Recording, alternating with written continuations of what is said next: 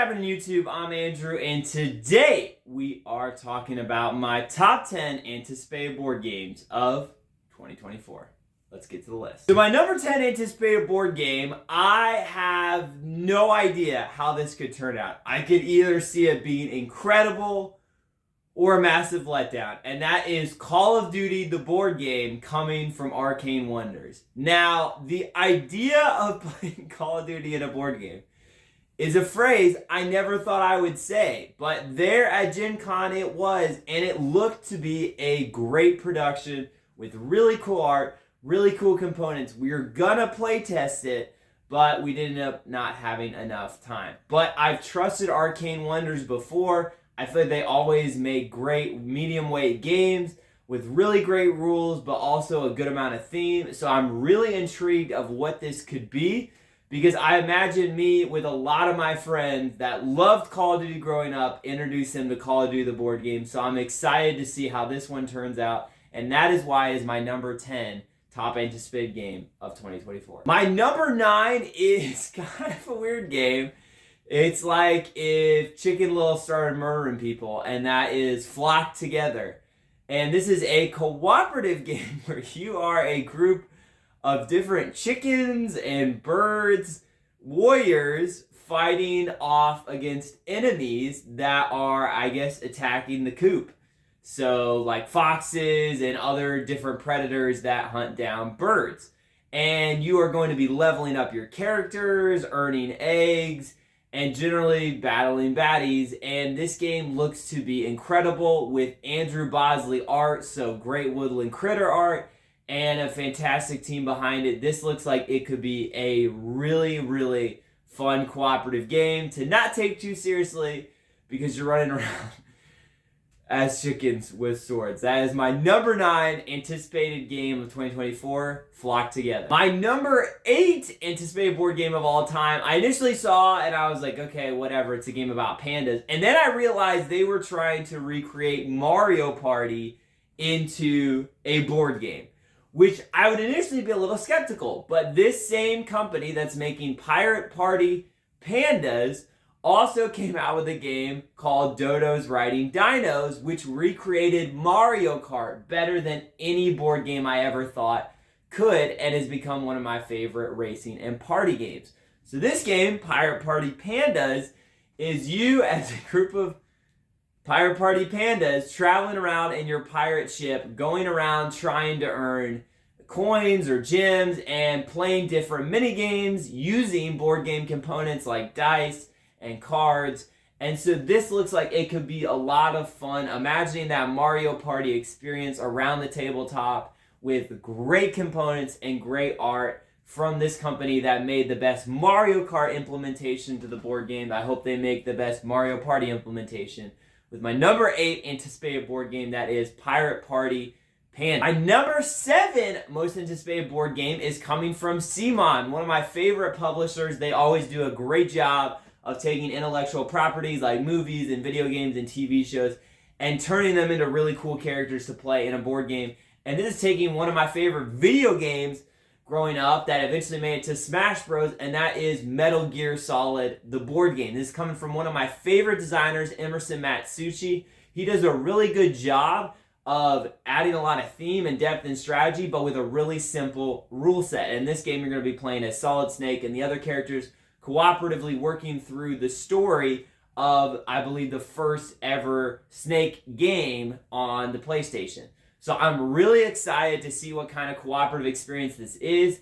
I'm sure they're going to mix it up a lot with a little more stealth and some of the things from the video game systems that I think will set it apart from a lot of other cooperative games where you're just dungeon crawling versus this, you're stealth operatives. So it's going to be a lot of fun. And that's why it's going to be my number 7 most anticipated board game of 2024, Metal Gear Solid, the board game from CMON. My number 6 most anticipated board game was totally unexpected, but I started reading the press release and it seemed super interesting to me. And this is Intent to Kill, where some of you guys are playing detectives and one of you is a serial killer murderer. And what's interesting about this game is you as a serial killer murderer actually get to pick what kind of clues you leave and how you want to kill and who you want to kill. And it's not like too in-depth where I don't know, be too realistic. It's very abstracted. But then the detectives kind of have to pick up the trail of clues and figure out what happened and how. And so I find it really interesting because it seems to be a one versus many game. But what I like is a lot of times the murderer doesn't get a ton of choice of the clues he actually gets to leave and how he goes about the murder. So it kind of reminds me of one of my favorite games, Deception, Murder, and Kong Kong, where the killer decides their clue and their murder weapon, but this seems to add a little more complexity. It's an actual board game instead of more like a party social deduction game like Deception, Murder, and Hong Kong.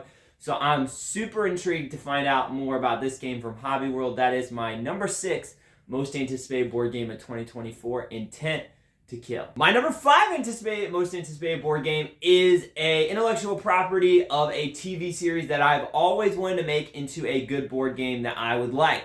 But it has just never happened, and that is Star Trek. So my mom growing up was a big Trekkie. I'm not super into Star Trek. I've seen the best modern movies and the best old movies, a handful of episodes. But I've always wanted to see a great implementation of this series. But I feel like a lot of times the games haven't been the most well received. Like they tried to do a fantasy realm version, they tried to do a miniatures version. And also other times, it seems really, really complex, like Star Trek Ascendancy, where I'm never going to get that played with the type of people I play with. So, Star Trek Into the Unknown is coming out, and it is going to bring the Star Trek world into an actual campaign, where you are going to choose how you monitor your crew and where you go and the missions you take as you fly out into the galaxy, and I'm super, super excited for a game like that, where you get to control your ship, you get to control your crew, and actually play out stories from the Star Trek series. I'm super excited for it. That is my number 5 most anticipated board game of 2024. My number 4 most anticipated board game, it looks to be taking a spin on one of my favorite board games, but one I sadly do not get to play that much, and that is Root. So this game is taking Root, that world, that art of being woodland critters fighting against a common enemy, theme of woodland critters fighting against each other with different factions, and turning it into a cooperative game, and that is Heroes of the Wild.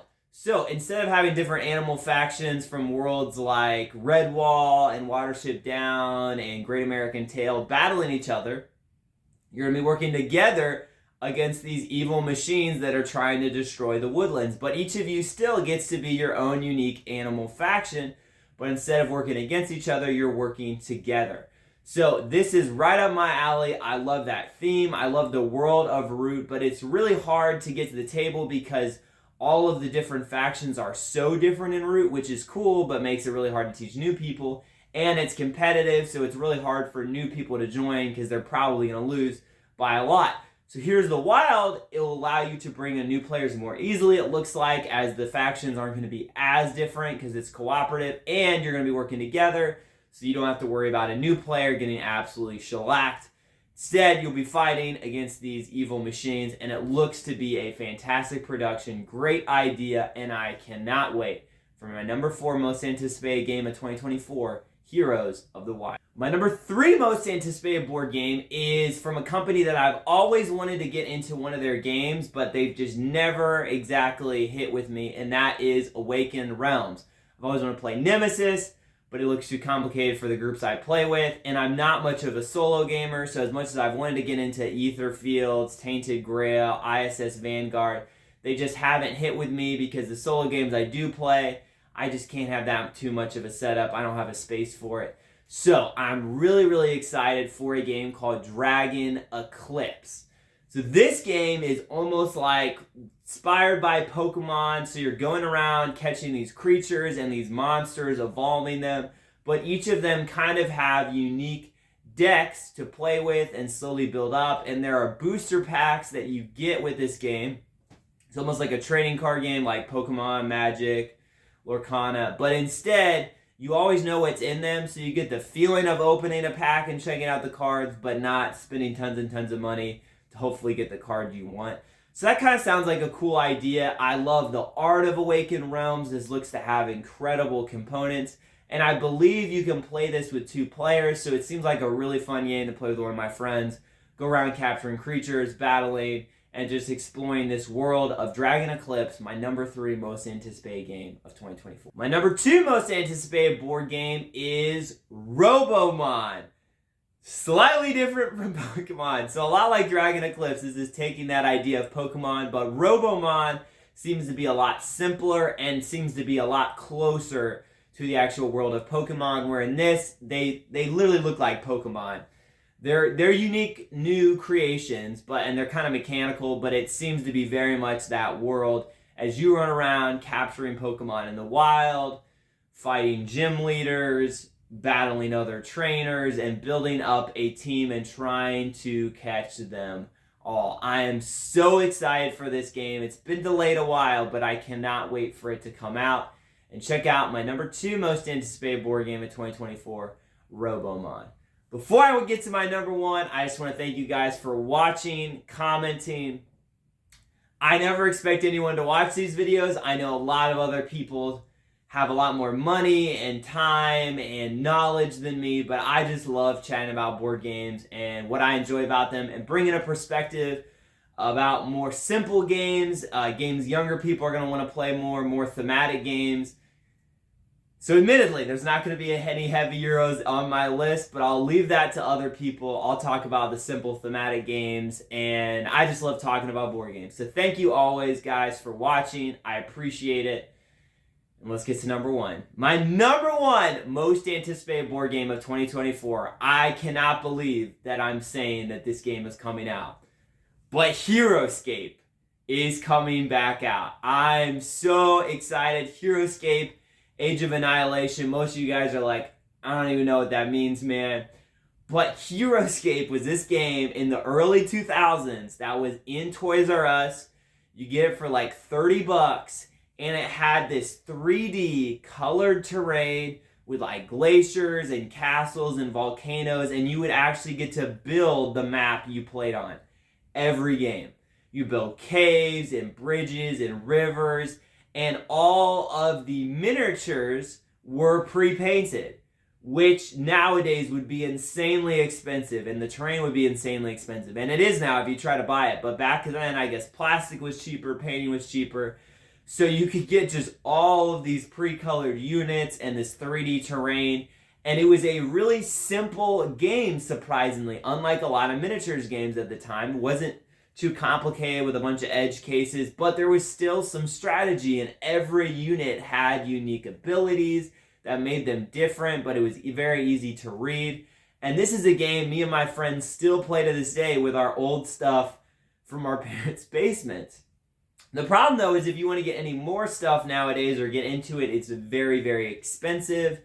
And a lot of the terrain at this point is cracking because it's 20 years old. So, all of this being said, Hasbro was supposed to launch it. They didn't make enough money in the crowdfunding. They're like, Heroescape is dead. And all hope was lost for me. I was so excited.